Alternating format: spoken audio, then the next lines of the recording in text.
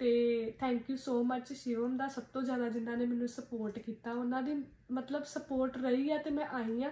ਤੇ ਉਹਨਾਂ ਲਈ ਤੇ ਕੋਈ ਵਰਡਸ ਹੀ ਨਹੀਂ ਨਾ ਹੈਗੇ, ਮਤਲਬ ਮੈਂ ਵਰਡਸ ਵੀ ਕੀ ਬੋਲਾਂ, ਕੋਈ ਵੀ ਵਰਡਸ ਨਹੀਂ ਹੈ। ਅਨਿਲ ਸਰ ਜਿਨ੍ਹਾਂ ਨੇ ਮੇਰਾ ਸਾਰਾ ਇਹ ਮਤਲਬ ਫਾਈਲਿੰਗ ਦਾ ਪ੍ਰੋਸੈਸ ਕੀਤਾ ਤੇ ਬਹੁਤ ਹੀ ਵਧੀਆ ਤਰੀਕੇ ਕੀਤਾ, ਮੈਨੂੰ ਆਪਣੀ ਸਿਸਟਰ ਮੰਨ ਕੇ ਕੀਤਾ। ਐਜ਼ ਅ ਕਲਾਇੰਟ ਨਹੀਂ ਮੇਰੇ ਨਾਲ ਉਹਨਾਂ ਨੇ ਡੀਲ ਕੀਤਾ, ਐਜ਼ ਅ ਜਿਵੇਂ ਫੈਮਿਲੀ, ਜਿਵੇਂ ਆਪਣੀ ਸਿਸਟਰ ਹੁੰਦੀ ਹੈ ਨਾ, ਉੱਦਾਂ ਉਹਨਾਂ ਨੇ ਮੇਰੇ ਨਾਲ ਡੀਲ ਕੀਤਾ। ਸਤਿ ਸ਼੍ਰੀ ਅਕਾਲ ਜੀ ਸਾਰਿਆਂ ਨੂੰ ਤੇ welcome back to our YouTube channel. Hope guys ਤੁਸੀਂ ਸਾਰੇ ਜਣੇ ਘੈਂਟ ਹੋਵੋਗੇ ਤੇ ਸਾਰਿਆਂ ਨੂੰ ਗੁੱਡ ਮਾਰਨਿੰਗ।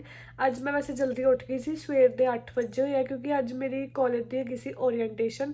ਇਹੀ ਸਮਝ ਲਓ ਕਿ ਕਾਲਜ ਦਾ ਫਸਟ ਡੇ ਹੈਗਾ ਵਾ, ਬਟ ਇੱਦਾਂ ਵਾ ਕਿ ਔਨਲਾਈਨ ਹੈਗਾ ਵਾ। ਓਰੀਐਂਟੇਸ਼ਨ ਹੋਣੀ ਸੀ ਔਨਲਾਈਨ, ਸੋ ਮੈਂ ਓਰੀਐਂਟੇਸ਼ਨ ਹੀ ਅਟੈਂਡ ਕਰਦੀ ਪਈ ਸੀਗੀ। 10 ਮਿੰਟ ਦੀ ਨਾ ਸਾਨੂੰ ਬ੍ਰੇਕ ਮਿਲੀ ਹੋਈ ਆ, 10 ਮਿੰਟ ਦੀ ਬ੍ਰੇਕ ਤੋਂ ਬਾਅਦ ਫਿਰ ਤੋਂ ਸਟਾਰਟ ਹੋ ਜਾਣਾ ਵਾ।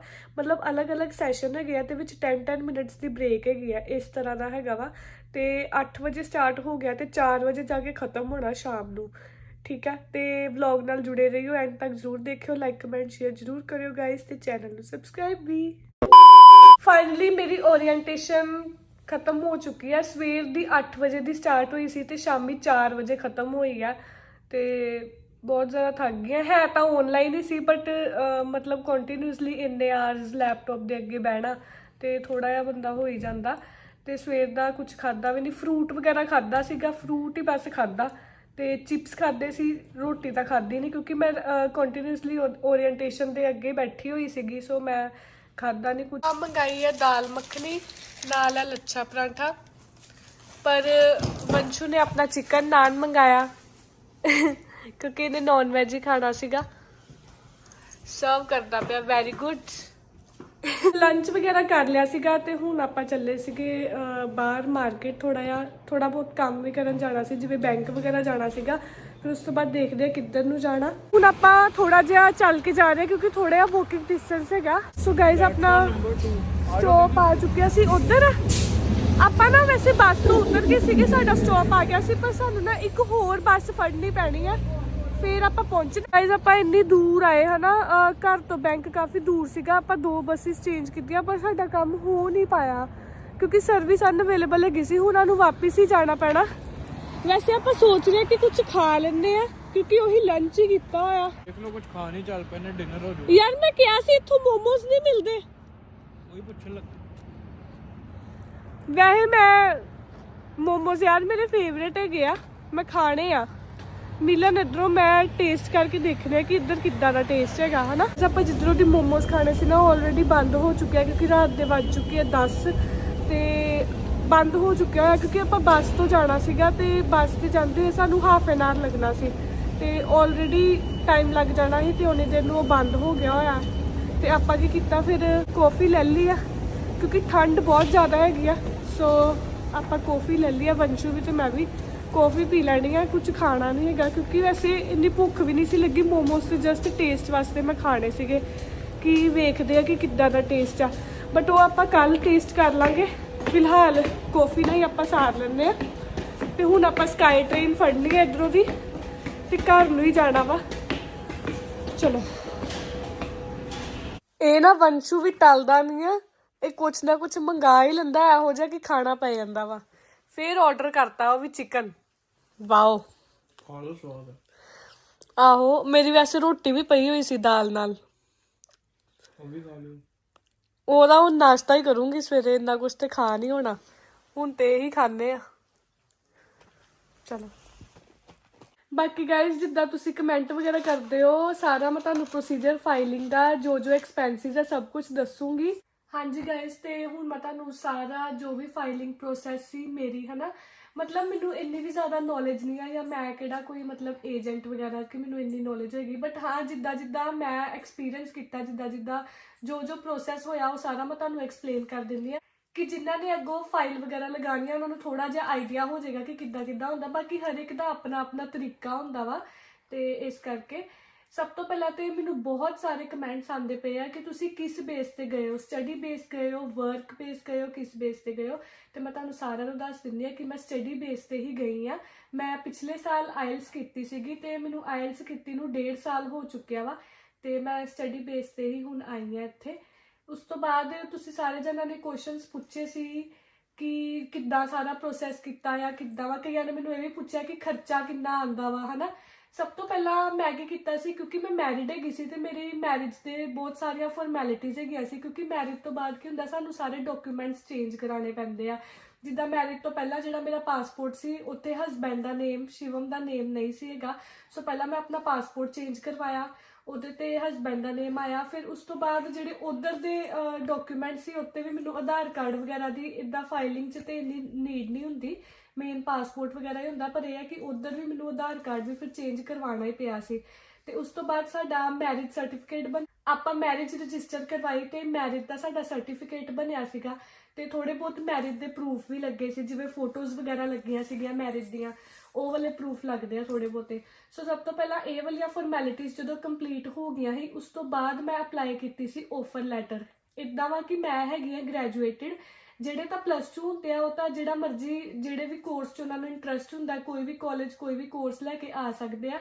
ਬਟ ਜਿੱਦਾਂ ਮੈਂ ਕੈਨੇਡਾ 'ਚ ਆਈ ਹਾਂ ਤੇ ਕੈਨੇਡਾ 'ਚ ਕੀ ਹੁੰਦਾ, ਅਗਰ ਆਪਾਂ ਆਪਣੀ ਗ੍ਰੈਜੂਏਸ਼ਨ ਵਾਲੇ ਕੋਰਸ ਤੋਂ ਅਲੱਗ ਜਾਂਦੇ ਆ ਤੇ ਰਿਫਿਊਜ਼ਲ ਆ ਜਾਂਦੀ ਆ, ਹਨਾ। ਸੋ ਇਸ ਕਰਕੇ ਮੈਂ ਗ੍ਰੈਜੂਏਸ਼ਨ ਕੀਤੀ ਸੀ BSc ਫੈਸ਼ਨ ਡਿਜ਼ਾਈਨਿੰਗ ਦੇ ਵਿੱਚ, ਤੇ ਮੈਨੂੰ ਕੋਰਸ ਵੀ ਇਹਦੇ ਅਕੋਰਡਿੰਗ ਹੀ ਕੋਈ ਚੂਜ਼ ਕਰਨਾ ਪੈਣਾ ਸੀ। ਸੋ ਉਸ ਕਰਕੇ ਮੈਨੂੰ ਉਸ ਅਕੋਰਡਿੰਗ ਹੀ ਕੋਰਸ ਵੀ ਲੈਣਾ ਪਿਆ। ਤੇ ਫਿਰ ਅਗਰ ਆਪਾਂ ਅਲੱਗ ਫੀਲਡ 'ਚ ਲੈਂਦੇ ਆ ਤੇ ਰਿਫਿਊਜ਼ਲ ਦੇ ਚਾਂਸਿਸ ਰਹਿੰਦੇ ਆ, ਮਤਲਬ ਰਿਸਕ ਹੁੰਦਾ ਸਾਡੀ ਫਾਈਲ ਨੂੰ। ਸਭ ਤੋਂ ਪਹਿਲਾਂ ਮੈਂ ਆਫਰ ਲੈਟਰ ਅਪਲਾਈ ਕੀਤੀ ਸੀ।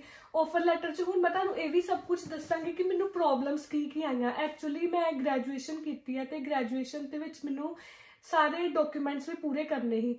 ਜਿੱਦਾਂ ਪ੍ਰੋਵੀਜ਼ਨਲ ਡਿਗਰੀ ਮੈਂ ਲੈ ਲਈ, 6 ਸਮੈਸਟਰ ਸੀ ਮੇਰੀ, ਬੈਚਲਰ 3 ਸਾਲ ਦੀ ਸੀ ਤੇ ਮੇਰੀ 6th ਸਮੈਸਟਰ ਦੀ ਨਾ DMC ਨਹੀਂ ਸੀ ਆਈ, ਜਿਸ ਕਰਕੇ ਮੇਰੀ ਆਫਰ ਲੈਟਰ ਆਂਦੀ ਤੇ ਸੀ ਪਰ ਕੰਡੀਸ਼ਨਲ ਆ ਜਾਂਦੀ ਸੀ ਕਿ ਤੁਹਾਡੀ DMC ਨਹੀਂ ਆਈ ਹੈਗੀ 6th ਸੈਮ ਦੀ। ਉਹ ਪਿੱਛੋਂ ਯੂਨੀਵਰਸਿਟੀ ਵੱਲੋਂ ਹੀ ਲੇਟ ਸੀਗੀ, ਉਹਨੂੰ ਆਉਣ ਨੂੰ ਹਲੇ 2-2.5 ਮੰਥ ਲੱਗਣੇ ਸੀਗੇ। ਸੋ ਜਿਸ ਕਰਕੇ ਉਹ ਲੇਟ ਹੋ ਰਿਹਾ ਸੀ। ਫਿਰ ਮੈਂ ਪ੍ਰੋਵੀਜ਼ਨਲ ਇੱਕ ਬਣ ਜਾਂਦਾ ਕਾਲਜ ਤੋਂ, ਉਹ ਬਣਾਇਆ ਤੇ ਉਸ ਬੇਸ ਤੇ ਮੈਂ ਆਫਰ ਲੈਟਰ ਅਪਲਾਈ ਕੀਤੀ ਤੇ ਆਫਰ ਲੈਟਰ ਮੇਰੀ ਲੇਟ ਆਈ ਸੀ। ਵੈਸੇ ਆਫਰ ਲੈਟਰ 15 to 20 ਡੇਜ਼ 'ਚ ਆ ਜਾਂਦੀ ਆ, ਪਰ ਮੇਰੀ ਆਫਰ ਲੈਟਰ 2 ਮੰਥ 'ਚ ਆਈ ਸੀਗੀ। ਉਸ ਤੋਂ ਬਾਅਦ ਮੇਰਾ ਹੋਇਆ ਸੀ ਮੈਡੀਕਲ, ਤੇ ਮੈਡੀਕਲ ਦੀ ਜਿਹੜੀ ਰਿਪੋਰਟ ਹੈਗੀ ਆ ਉਹ ਸਾਨੂੰ ਨਹੀਂ ਮਿਲਦੀ, ਉਹ ਡਾਇਰੈਕਟ ਐਮਬੈਸੀ 'ਚ ਹੀ ਜਾਂਦੀ ਆ, ਠੀਕ ਹੈ। ਫਿਰ ਉਸ ਤੋਂ ਬਾਅਦ ਸਾਰਾ ਫਾਈਲਿੰਗ ਵਗੈਰਾ ਦੇ ਵਿੱਚ ਡਾਕੂਮੈਂਟ ਲੱਗੇ ਸੀਗੇ, ਜਿਵੇਂ ਕਾਲਜ ਦੇ ਡਾਕੂਮੈਂਟ ਲੱਗੇ, ਫਿਰ ਪਾਸਪੋਰਟ, ਫਿਰ ਜਿਹੜੇ ਮੈਰਿਡ ਹੈਗੇ ਆ ਉਹਨਾਂ ਦਾ ਮੈਰਿਜ ਸਰਟੀਫਿਕੇਟ ਵਗੈਰਾ, ਉਹ ਵੀ ਚੀਜ਼ਾਂ ਲੱਗਦੀਆਂ, ਠੀਕ ਹੈ। ਸੋ ਇਹ ਸਾਰੇ ਡਾਕੂਮੈਂਟਸ ਮੇਰੇ ਲੱਗੇ ਸੀਗੇ। ਪ੍ਰੋਬਲਮਸ ਬੜੀਆਂ ਆਈਆਂ ਫਿਰ ਵਿੱਚ, ਡਾਕੂਮੈਂਟ ਸਾਰੇ ਪੂਰੇ ਕਰਨੇ, ਕੰਪਲੀਟ ਕਰਨੇ। ਪਹਿਲਾਂ ਤਾਂ ਮੇਰੀ ਸਭ ਤੋਂ ਜ਼ਿਆਦਾ ਪ੍ਰੋਬਲਮ ਆਈ ਜਦੋਂ ਮੈਂ ਨਿਊ ਪਾਸਪੋਰਟ ਬਣਵਾਉਣਾ ਸੀਗਾ। ਨਿਊ ਪਾਸਪੋਰਟ ਬਣਵਾਉਣ ਲੱਗੇ ਪਹਿਲਾਂ ਤਾਂ ਅਪਾਇੰਟਮੈਂਟ ਡੇਟ ਹੀ ਬੜੀ ਲੇਟ ਮਿਲੀ, ਠੀਕ ਹੈ। ਸੋ ਡਾਕੂਮੈਂਟਸ ਇਕੱਠੇ ਕਰਦੇ ਮੈਨੂੰ ਤੇ 6 ਮੰਥ ਲੱਗ ਗਏ ਸੀਗੇ। ਉਸ ਤੋਂ ਬਾਅਦ ਸਾਡਾ ਆਂਦਾ ਵਾ ਕਿ ਜਦੋਂ ਡਾਕੂਮੈਂਟਸ ਕੰਪਲੀਟ ਹੋ ਗਏ ਨਾ, ਫਿਰ ਤੇ ਚਲੋ ਫਾਈਲਿੰਗ ਹੋ ਜਾਂਦੀ ਆ। ਉਸ ਤੋਂ ਬਾਅਦ ਮੇਰਾ ਬਾਇਓਮੈਟ੍ਰਿਕ ਹੋਇਆ ਸੀਗਾ। ਬਾਇਓਮੈਟ੍ਰਿਕ ਵੀ ਡਾਇਰੈਕਟ ਉੱਥੇ ਜਾਂਦਾ ਐਮਬੈਸੀ 'ਚ ਹੀ, ਠੀਕ ਹੈ। ਹੁਣ ਮੈਂ ਤੁਹਾਨੂੰ ਐਕਸਪੈਂਸਿਸ ਦੱਸਦੀ ਹਾਂ। ਵੈਸੇ ਤੇ ਸਭ ਤੋਂ ਪਹਿਲਾਂ ਐਕਸਪੈਂਸਿਸ ਹੁੰਦੇ ਆ ਕਿ ਜਿੱਥੇ ਤੁਸੀਂ ਅਪਲਾਈ ਕਰਦੇ ਪਏ ਹੋ, ਹਨਾ। ਹੁਣ ਹਰ ਇੱਕ ਜਿਹੜੇ ਏਜੰਟ ਹੁੰਦੇ ਆ ਉਹਨਾਂ ਦੀ ਆਪਣੀ ਫੀਸ ਹੁੰਦੀ ਆ, ਠੀਕ ਹੈ। ਸਭ ਤੋਂ ਪਹਿਲਾਂ ਤਾਂ ਉਹ ਐਕਸਪੈਂਸਿਸ ਆ, ਉਹ ਤਾਂ ਡਿਪੈਂਡ ਕਰਦਾ ਤੁਸੀਂ ਜਿੱਥੇ ਵੀ ਅਪਲਾਈ ਕਰੋਗੇ, ਜਿੰਨੀ ਵੀ ਫੀਸ ਹੋਊਗੀ ਉਹ ਏਜੰਟ ਟੂ ਏਜੰਟ ਡਿਪੈਂਡ ਕਰਦਾ। ਤੁਹਾਨੂੰ ਸਾਰਿਆਂ ਨੂੰ ਪਤਾ ਹੋਊਗਾ ਕਿ ਮੈਂ ਤੇ ਆਰਐਨਜ਼ ਅਕੈਡਮੀ ਤੋਂ ਅਪਲਾਈ ਕੀਤਾ ਸੀ। ਸੋ ਇਸ ਕਰਕੇ ਮੇਰਾ ਵੀਜ਼ਾ 25 ਡੇਜ਼ ਤੋਂ ਵੀ ਘੱਟ ਸੀ, ਮਤਲਬ ਮੰਥ ਵੀ ਨਹੀਂ ਸੀ ਹੋਇਆ ਤੇ ਮੇਰਾ ਵੀਜ਼ਾ ਆ ਗਿਆ ਸੀਗਾ, ਠੀਕ ਹੈ। ਤੇ ਉਹਨਾਂ ਤੇ ਸਾਨੂੰ ਟਰਸਟ ਵੀ ਬਹੁਤ ਜ਼ਿਆਦਾ ਸੀ ਕਿਉਂਕਿ ਸਾਨੂੰ ਸਨੇਹਾ ਨੇ ਰੈਫਰ ਕੀਤਾ ਸੀਗਾ ਤੇ ਉਹਨਾਂ ਤੋਂ ਤੇ ਮੇਰਾ ਵੀਜ਼ਾ ਜਲਦੀ ਆ ਗਿਆ ਸੀਗਾ। ਉਹਨਾਂ ਨੇ ਬੜੀ ਜਲਦੀ ਪ੍ਰੋਸੈਸ ਕੀਤਾ। ਪਹਿਲਾਂ ਮੈਂ ਕਿਤੇ ਹੋਰ ਅਪਲਾਈ ਕੀਤਾ ਹੋਇਆ ਸੀਗਾ ਤੇ ਉੱਥੇ ਕੁਝ ਪ੍ਰੋਬਲਮਸ ਆਉਂਦੀਆਂ ਪਈਆਂ ਸੀ, ਉਹਨਾਂ ਥੋੜੇ ਸਲੋ ਸੀਗੇ, ਜਿਵੇਂ ਡਾਕੂਮੈਂਟਸ ਬਹੁਤ ਜ਼ਿਆਦਾ ਮੰਗ ਰਹੇ ਸੀ, ਤੇ ਜਿਸ ਕਰਕੇ ਫਿਰ ਮੈਂ ਆਪਣੀ ਫਾਈਲ ਚੁੱਕ ਕੇ ਤੇ ਸਰ ਨੂੰ ਦੇ ਦਿੱਤੀ ਸੀ, ਠੀਕ ਆ। ਸਭ ਤੋਂ ਪਹਿਲਾਂ ਉਹ ਹੁੰਦੀ ਆ ਫੀਸ, ਉਸ ਤੋਂ ਬਾਅਦ ਆਉਂਦੀ ਆ ਸਾਡੀ ਕਾਲਜ ਫੀਸ। ਹੁਣ ਉਹ ਡਿਪੈਂਡ ਕਰਦਾ ਕਿ ਕਾਲਜ ਯੂਨੀਵਰਸਿਟੀ ਕਿਹੜੀ ਹੈ ਤੇ ਤੁਹਾਡਾ ਕੋਰਸ ਕਿਹੜਾ। ਕੋਈ PG ਡਿਪਲੋਮਾ ਲੈਂਦਾ, ਕੋਈ ਮਾਸਟਰਸ ਲੈਂਦਾ ਵਾ, ਹਨਾ। ਤੇ ਇਹ ਸਾਡੇ ਕੋਰਸ ਦੇ ਉੱਤੇ ਡਿਪੈਂਡ ਕਰਦਾ ਕਿ ਫੀਸ ਕਿੰਨੀ ਹੈਗੀ। ਸੋ ਉਹ ਕੋਰਸ ਤੇ ਯੂਨੀਵਰਸਿਟੀ ਜਾਂ ਕਾਲਜ ਦੇ ਉੱਤੇ ਡਿਪੈਂਡ ਕਰਦਾ। ਫਿਰ ਉਸ ਤੋਂ ਬਾਅਦ ਕੈਨੇਡਾ ਗਵਰਨਮੈਂਟ GIC ਵੀ ਸਾਡੇ ਕੋਲ ਹੁੰਦੀ ਹੈ। GIC ਹੁੰਦੀ ਹੈ 6.5 ਲੱਖ ਰੁਪਈਆ, ਉਹ ਆਪਾਂ ਪੇ ਕਰਨਾ ਹੁੰਦਾ। ਤੇ ਜਦੋਂ ਆਪਾਂ ਕੈਨੇਡਾ ਆ ਜਾਂਦੇ ਆ ਤੇ ਮੰਥਲੀ ਟੂ ਮੰਥਲੀ ਉਹ ਸਾਡੇ ਜਿਹੜਾ GIC ਵਾਲਾ ਅਕਾਊਂਟ ਹੁੰਦਾ ਉਹਦੇ ਵਿੱਚ ਪੈਂਦਾ ਰਹਿੰਦਾ ਵਾ। ਸੋ ਇੱਕ ਹੋ ਗਈ GIC। ਉਸ ਤੋਂ ਬਾਅਦ ਸਾਡੀ ਹੁੰਦੀ ਹੈ ਮੈਡੀਕਲ ਫੀਸ। ਫਿਰ ਉਸ ਤੋਂ ਬਾਅਦ ਆਉਂਦੀ ਹੈ ਐਮਬੈਸੀ ਫੀਸ। ਐਮਬੈਸੀ ਫੀਸ ਵੀ ਆਪਾਂ ਦੇਣੀ ਹੁੰਦੀ ਹੈ ਜਦੋਂ ਸਾਡੀ ਫਾਈਲਿੰਗ ਵਗੈਰਾ ਹੋਣੀ ਹੈ, ਠੀਕ ਆ। ਉਸ ਤੋਂ ਬਾਅਦ ਸਾਡੇ ਖਰਚੇ ਆ ਜਾਂਦੇ ਆ ਸ਼ਾਪਿੰਗ ਦੇ। ਸ਼ਾਪਿੰਗ ਦਾ ਖਰਚਾ ਤੁਹਾਡੇ ਤੇ ਡਿਪੈਂਡ ਕਰਦਾ ਵਾ, ਹਨਾ, ਕਿ ਤੁਸੀਂ ਕਿੱਦਾਂ ਕਰਨਾ। ਹੁਣ ਜਿੱਦਾਂ ਮੈਂ ਸ਼ਾਪਿੰਗ ਕੀਤੀ ਸੀ, ਕੱਪੜੇ ਵਗੈਰਾ ਵੀ ਲਿੱਤੇ ਤੇ ਯੂਟੈਂਸਿਲਸ ਵਗੈਰਾ ਵੀ ਸਾਨੂੰ ਲੈਣੇ ਪੈਂਦੇ ਆ, ਬੇਸਿਕ ਜੋ ਵੀ ਹੁੰਦੇ ਆ ਉਹ ਸਾਰਾ ਤੁਹਾਡੇ ਤੇ ਡਿਪੈਂਡ ਕਰਦਾ। ਕਈ ਹੁੰਦੇ ਆ ਕਿ ਇੱਥੋਂ ਕੁਛ ਨਹੀਂ, ਇੰਡੀਆ ਤੋਂ ਕੋਈ ਸ਼ਾਪਿੰਗ ਨਹੀਂ ਕਰਦੇ, ਬਾਹਰ ਆ ਕੇ ਹੀ ਕਰਦੇ ਆ।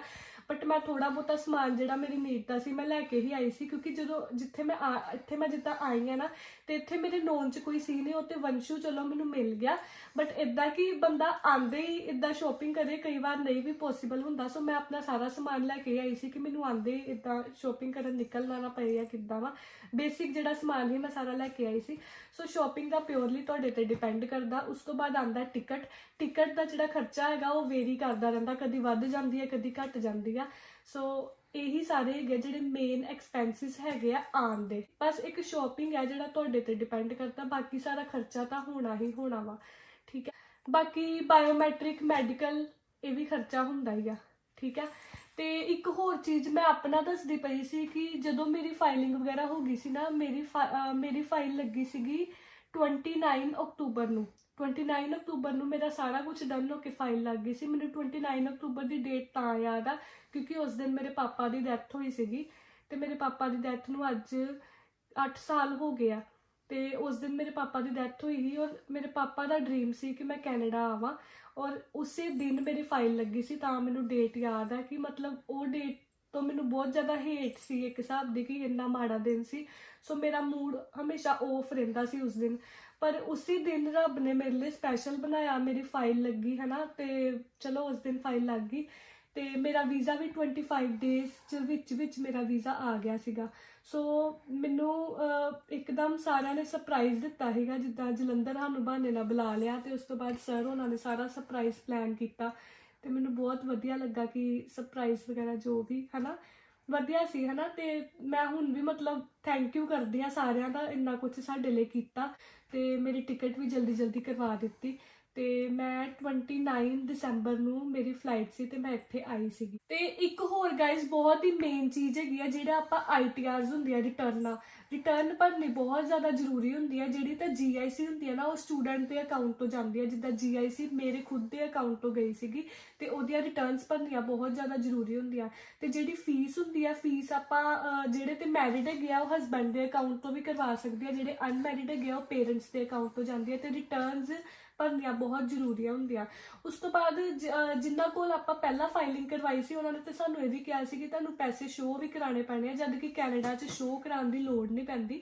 ਬਟ ਉਹਨਾਂ ਨੇ ਕਿਹਾ ਸੀ ਕਿ ਇੱਦਾਂ ਕੀ ਹੁੰਦਾ ਕਿ ਸਾਡੀ ਫਾਈਲ ਸਟਰੋਂਗ ਹੋ ਜਾਂਦੀ। ਸੋ ਡਿਪੈਂਡ ਕਰਦਾ ਜਿੱਥੋਂ ਤੁਸੀਂ ਫਾਈਲ ਵਗੈਰਾ ਲਗਾਓਗੇ, ਏਜੰਟ ਟੂ ਏਜੰਟ ਡਿਪੈਂਡ ਕਰਦਾ ਕਿ ਉਹਨਾਂ ਦੀ ਕਿੱਦਾਂ ਦੀ ਥਿੰਕਿੰਗ ਹੈ, ਕੀ ਉਹਨਾਂ ਦੀ ਪੂਰੀ ਪ੍ਰੋਸੈਸ ਹੈ। ਹਰ ਇੱਕ ਦਾ ਆਪਣਾ ਤਰੀਕਾ ਹੁੰਦਾ ਵਾ। ਸੋ ਇਸ ਕਰਕੇ ਬਾਕੀ ਇਹ ਹੈ ਕਿ ਸਭ ਕੁਝ ਹੋ ਜਾਂਦਾ ਆਸਾਨੀ ਨਾਲ, ਕੋਈ ਪ੍ਰੋਬਲਮ ਨਹੀਂ ਆਉਂਦੀ। 10th +2 'ਚ ਨੰਬਰ ਵਗੈਰਾ, ਮਾਰਕਸ ਵਗੈਰਾ ਵਧੀਆ ਹੁੰਦੇ ਆ ਤੇ ਵੈਸੇ ਵੀ ਫਾਈਲ ਸਟਰੋਂਗ ਹੁੰਦੀ ਆ। ਤੁਹਾਡੇ ਮਾਰਕਸ, ਤੁਹਾਡੇ ਡਾਕੂਮੈਂਟਸ ਪੂਰੇ ਕੰਪਲੀਟ ਹੋਣੇ ਚਾਹੀਦੇ ਆ। ਤੇ ਕੋਈ ਵੀ ਕਈ ਫੇਕ ਡਾਕੂਮੈਂਟਸ ਵੀ ਲਗਾ ਦਿੰਦੇ ਆ। ਫੇਕ ਡਾਕੂਮੈਂਟ ਨਹੀਂ ਕੋਈ ਵੀ ਹੋਣਾ ਚਾਹੀਦਾ, ਸਾਰੇ ਓਰੀਜਨਲ ਡਾਕੂਮੈਂਟਸ ਹੀ ਹੋਣੇ ਚਾਹੀਦੇ ਆ। ਤੇ ਸਭ ਕੁਝ ਹੋ ਜਾਂਦਾ ਵਾ, ਕੋਈ ਟੈਨਸ਼ਨ ਵਾਲੀ ਗੱਲ ਨਹੀਂ। ਬਸ ਡਿਪੈਂਡ ਕਰਦਾ ਕਿ ਜਿਹੜੀ ਸਾਡੀ ਫਾਈਲ ਆ ਨਾ ਉਹ ਸਹੀ ਬੰਦੇ ਦੇ ਹੱਥ 'ਚ ਹੋਣੀ ਚਾਹੀਦੀ ਹੈ। ਸੋ ਮੈਨੂੰ ਲੱਗਦਾ ਹੈ ਕਿ ਆਰੀਅਨਸ ਅਕੈਡਮੀ ਤੋਂ ਹੀ ਮੇਰਾ ਵੀਜ਼ਾ ਪੱਕਾ ਵਾ। ਸੋ ਇੱਦਾਂ ਕੋਈ ਵੀ ਕਿਤੋਂ ਦੀ ਫਾਈਲ ਚੁੱਕ ਕੇ ਕਿਤੇ ਇੰਨੀ ਆਸਾਨੀ ਨਾਲ ਨਹੀਂ ਰੱਖਦਾ। ਬਟ ਮੈਂ ਵਿੱਚੋਂ ਦੀ ਫਾਈਲ ਇੱਕ ਜਗ੍ਹਾ ਤੋਂ ਚੁੱਕ ਕੇ ਸਰ ਨੂੰ ਦਿੱਤੀ ਸੀ ਕਿਉਂਕਿ ਮੈਨੂੰ ਟਰਸਟ ਹੈਗਾ ਸੀ ਤੇ ਸਰ ਨੇ ਵਾਕਈ ਮਤਲਬ ਪ੍ਰੂਫ ਕਰ ਦਿੱਤਾ ਹੈ ਨਾ। ਤੇ ਬਸ ਬਾਕੀ ਹਾਂ, ਮੈਨੂੰ ਕਈ ਕਮੈਂਟਸ ਜਾਂ ਕਈ ਮੈਸੇजेस ਵੀ ਆਏ ਆ ਕਿ ਆਰੀਅਨਸ ਅਕੈਡਮੀ ਵਾਲਿਆਂ ਦਾ ਕੋਈ ਕੰਟੈਕਟ ਨੰਬਰ ਜਾਂ ਕੁਛ ਦਿਓ, ਹੈ ਨਾ, ਕਿ ਆਪਾਂ ਉਹਨਾਂ ਨੂੰ ਕੰਟੈਕਟ ਕਰਨਾ ਵਗੈਰਾ। ਸੋ ਇੱਦਾਂ ਵਾ ਕਿ ਆਪਾਂ ਹਰ ਇੱਕ ਵਲੌਗ ਦੀ ਡਿਸਕ੍ਰਿਪਸ਼ਨ ਤੇ ਉਹਨਾਂ ਦਾ ਕੰਟੈਕਟ ਨੰਬਰ, ਉਹਨਾਂ ਦਾ ਜਿਹੜੀ ID ਹੈ, ਸਭ ਕੁਝ A to Z ਮੈਂਸ਼ਨ ਕੀਤਾ ਹੋਇਆ, ਤੁਸੀਂ ਚੈੱਕ ਕਰ ਲਿਓ। ਬਾਕੀ ਜਿਹੜੀ ਆਪਾਂ ਇੰਸਟਾ ਤੇ ਵੀਡੀਓਜ਼ ਪਾ ਤੇ ਉੱਥੇ ਵੀ ਆਪਾਂ ਸਭ ਕੁਝ, ਉਹਨਾਂ ਦਾ ਕੰਟੈਕਟ ਨੰਬਰ, ID ਸਭ ਕੁਝ A to Z ਮੈਂਸ਼ਨ ਕੀਤਾ ਹੋਇਆ ਵਾ। ਤੇ ਮੈਨੂੰ ਤਾਂ ਮਤਲਬ ਵਧੀਆ ਹੀ, ਜੋ ਵੀ ਜੈਨੂਅਨ ਹੀ, ਮੈਨੂੰ ਵਧੀਆ ਲੱਗਾ ਹੈ ਨਾ।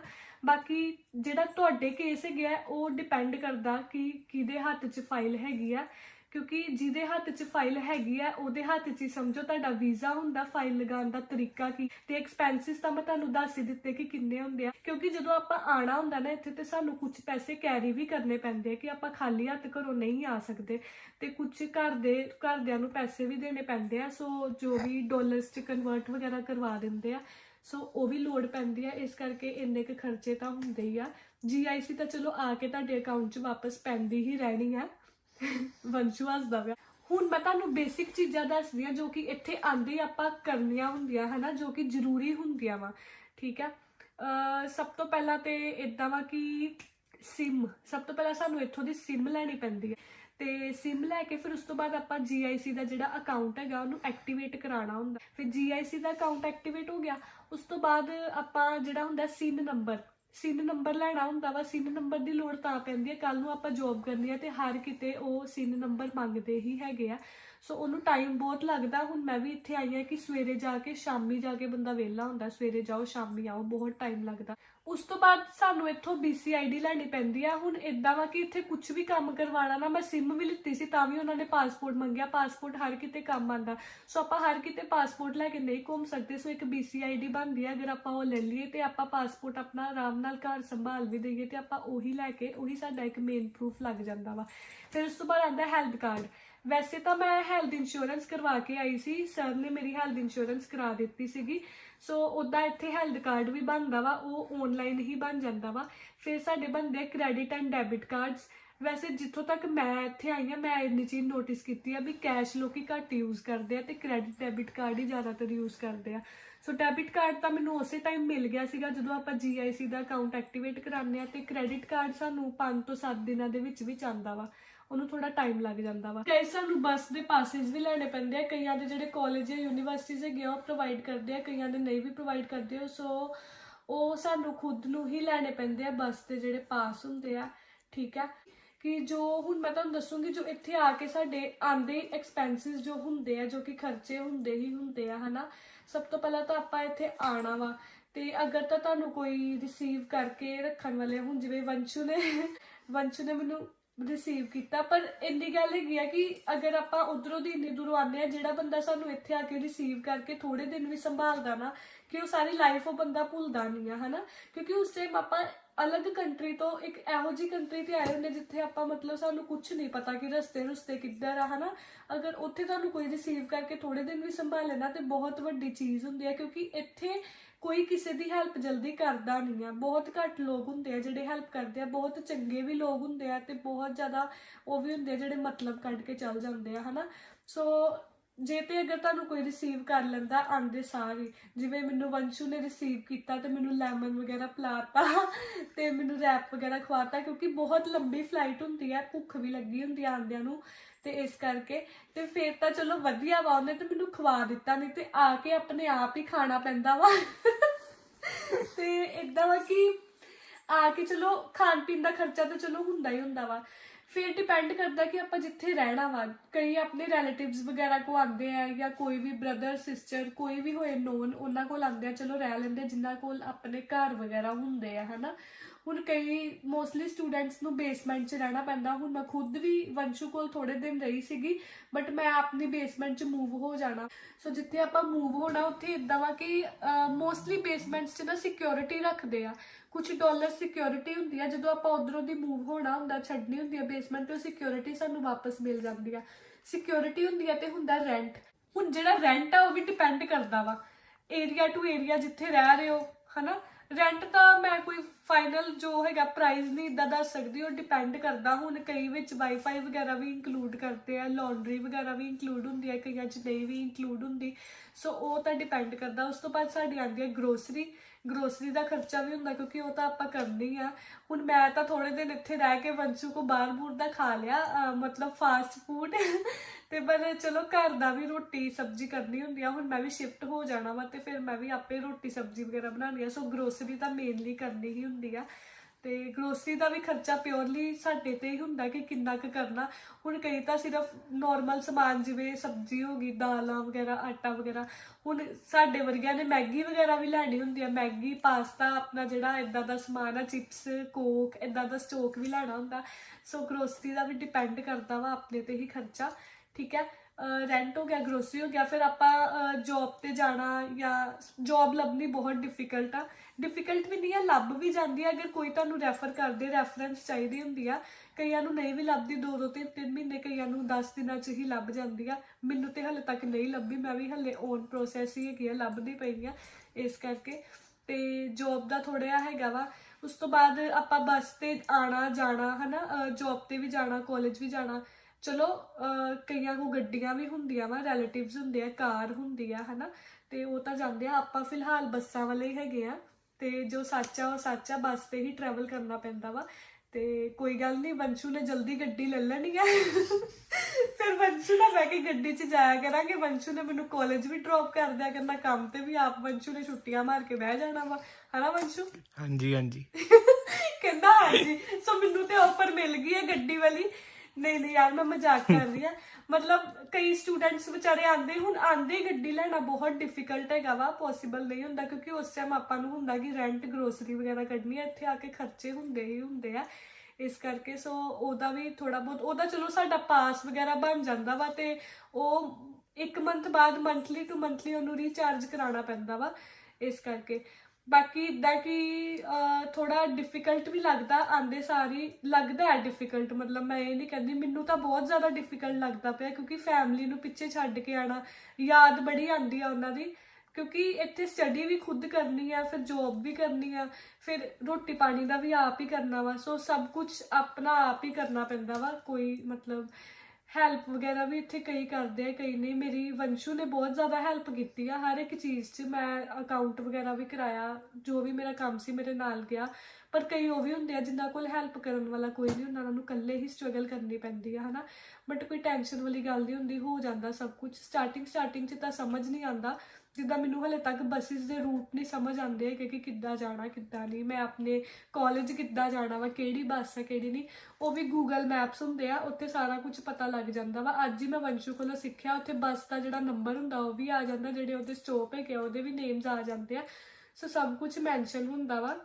ਤੇ ਸ਼ੁਰੂ 'ਚ ਟੈਨਸ਼ਨ ਤਾਂ ਬਹੁਤ ਹੁੰਦੀ ਆ, ਮੈਨੂੰ ਵੀ ਬਹੁਤ ਜ਼ਿਆਦਾ ਹੁਣ ਵੀ ਹੈਗੀ ਆ, ਪਰ ਆਪਣੇ ਆਪ ਹੀ ਮੈਨੇਜ ਹੋ ਜਾਂਦਾ ਵਾ। ਸੋ ਇਹ ਜਿਸ ਤਰ੍ਹਾਂ ਤਕਰੀਬਨ ਮੈਂ ਤੁਹਾਨੂੰ ਜਿਹੜੀਆਂ ਮੇਨ ਗੱਲਾਂ ਸੀ ਉਹ ਦੱਸ ਹੀ ਦਿੱਤੀਆਂ। ਤੇ ਮਤਲਬ ਆਪਣੇ ਡਾਕੂਮੈਂਟ ਪੂਰੇ ਹੋਣ, ਰਿਟਰਨਾਂ ਵਗੈਰਾ ਭਰੀਆਂ ਹੋਣ ਬੈਂਕ ਦੀਆਂ, ਇਹ ਚੀਜ਼ਾਂ ਜ਼ਰੂਰੀ ਹੈ। ਬੈਂਕ ਬੈਲੈਂਸ ਵੀ ਮੇਨਟੇਨ ਕਰਨਾ ਜ਼ਰੂਰੀ ਹੈਗਾ ਵਾ। ਜਿਹੜੇ ਐਕਸਪੈਂਸਿਸ ਆ ਉਹ ਵੀ ਮੈਂ ਤੁਹਾਨੂੰ ਦੱਸ ਦਿੱਤੇ, fee, GIC, embassy fee, biometric, medical, ਤੇ ਬਾਕੀ ਕਈ ਕਾਲਜਸ ਹੁੰਦੇ ਆ ਜਿਨ੍ਹਾਂ ਦੀ ਆਫਰ ਲੈਟਰ ਦੀ ਵੀ ਫੀਸ ਹੁੰਦੀ ਆ, ਸੋ ਉੱਥੇ ਆਫਰ ਲੈਟਰ ਦੀ ਫੀਸ ਵੀ ਦੇਣੀ ਪੈਂਦੀ ਹੈ। ਕਈ ਹੁੰਦੇ ਆ ਜਿਨ੍ਹਾਂ ਦੀ ਆਫਰ ਲੈਟਰ ਦੀ ਕੋਈ ਫੀਸ ਨਹੀਂ ਹੁੰਦੀ। ਕਈ ਏਜੰਟਸ ਹੁੰਦੇ ਆ ਜਿਨ੍ਹਾਂ ਦੀ ਫੀਸ ਹੁੰਦੀ ਹੈ, ਕਈਆਂ ਦੀ ਨਹੀਂ ਹੁੰਦੀ, ਸੋ ਉਹ ਵੀ ਡਿਪੈਂਡ ਕਰਦਾ। ਫਿਰ ਸ਼ਾਪਿੰਗ ਉਹ ਤੁਹਾਡੇ ਤੇ ਆ, ਟਿਕਟ ਜੋ ਵੀ ਉਸ ਟਾਈਮ ਰੇਟ ਹੋਊਗਾ। ਇੱਥੇ ਆ ਕੇ ਵੀ ਐਕਸਪੈਂਸਿਸ ਮੈਂ ਤੁਹਾਨੂੰ ਦੱਸ ਦਿੱਤੇ, ਤੇ ਉਹ ਵੀ ਦੱਸ ਦਿੱਤਾ ਜੋ ਮੇਨ ਜਿਹੜੇ ਸਾਡੇ ਕੰਮ ਹੁੰਦੇ ਆ ਉਹ ਕਰਵਾਉਣੇ ਹੁੰਦੇ ਆ। ਇੱਥੇ ਆ ਕੇ ਕਈਆਂ ਦਾ ਸ਼ਾਪਿੰਗ ਕਰਨ ਨੂੰ ਵੀ ਬਹੁਤ ਮਨ ਕਰਦਾ ਵਾ। ਮੈਂ ਉੱਧਰੋਂ ਦੀ ਸ਼ਾਪਿੰਗ ਕਰਕੇ ਆਈ ਹਾਂ, ਬਟ ਸਟਿਲ ਜਦੋਂ ਮੈਂ ਇੱਥੇ ਕਿਤੇ ਜਾਂਦੀ ਹਾਂ, ਮੈਂ ਕੱਪੜੇ ਦੇਖਦੀ ਹਾਂ ਤੇ ਬਹੁਤ ਸੋਹਣੇ ਕੱਪੜੇ ਹੈਗੇ ਆ। ਇੱਥੇ ਆ ਕੇ ਵੀ ਸ਼ਾਪਿੰਗ ਕਰਨ ਨੂੰ ਮਨ ਕਰ ਜਾਂਦਾ ਵਾ। ਸੋ ਉਹ ਵੀ ਸਾਡੇ ਤੇ ਡਿਪੈਂਡ ਕਰਦਾ ਵਾ, ਅਗਰ ਤਾਂ ਸ਼ਾਪਿੰਗ ਕਰਨੀ ਹੈ ਤੇ ਕਰ ਲਓ, ਨਹੀਂ ਕਰਨੀ ਤੇ ਉਹ ਵੀ ਤੁਹਾਡੇ ਤੇ ਡਿਪੈਂਡ ਆ। ਹੁਣ ਮੈਂ ਤੇ ਗਈ ਸੀਗੀ, 70% ਆਫ ਲੱਗੀ ਸੀ ਉਸ ਦਿਨ, ਬਟ ਉੱਥੇ ਨਾ ਸਮਰਸ ਦੇ ਕੱਪੜੇ ਹੀ, ਸੋ ਵਿੰਟਰਸ ਦੇ ਜ਼ਿਆਦਾਤਰ ਜ਼ਰੂਰਤ ਪੈਂਦੀ ਹੈ ਤਾਂ ਕਰਕੇ। ਤੇ ਇੱਕ ਹੋਰ ਚੀਜ਼ ਮੇਰੇ ਕੋਲੋਂ ਇੱਕ ਗਲਤੀ ਹੋ ਗਈ ਹੈ ਕਿ ਮੈਂ ਨਾ ਵਿੰਟਰਸ ਦੇ ਜ਼ਿਆਦਾਤਰ ਕੱਪੜੇ ਲੈ ਆਈ ਹਾਂ। ਇੱਥੇ ਕੀ ਹੈ ਕਿ ਇੱਥੇ ਅੰਦਰ ਨਾ ਪੂਰੇ ਪ੍ਰੀ ਹੀਟਡ ਹੁੰਦੇ ਆ ਘਰ, ਸੋ ਅੰਦਰ ਹੁਣ ਵੀ ਮੈਂ ਹਾਫ ਬਾਜੂ ਦੀ ਟੀ-ਸ਼ਰਟ ਵੇਅਰ ਕੀਤੀ ਹੋਈ ਆ, ਅੰਦਰ ਤਾਂ ਗਰਮੀ ਹੁੰਦੀ ਆ, ਸੋ ਹਾਫ ਬਾਜੂ ਦੇ ਕੱਪੜੇ ਵੀ ਲਿਆਉਣੇ ਪੈਂਦੇ ਆ, ਥੋੜੇ ਬਹੁਤ ਗਰਮੀਆਂ ਦੇ ਵੀ। ਮੈਂ ਗਰਮੀਆਂ ਦੇ ਇੰਨੇ ਨਹੀਂ ਲਿਆਈ, ਮੈਂ ਜ਼ਿਆਦਾ ਵਿੰਟਰਸ ਦੇ ਲਿਆਈ ਆ। ਵਿੰਟਰਸ ਦੇ ਮੇਨਲੀ ਪੈਂਦੇ ਆ ਜਦੋਂ ਆਪਾਂ ਘਰੋਂ ਬਾਹਰ ਨਿਕਲਣਾ, ਉਦੋਂ।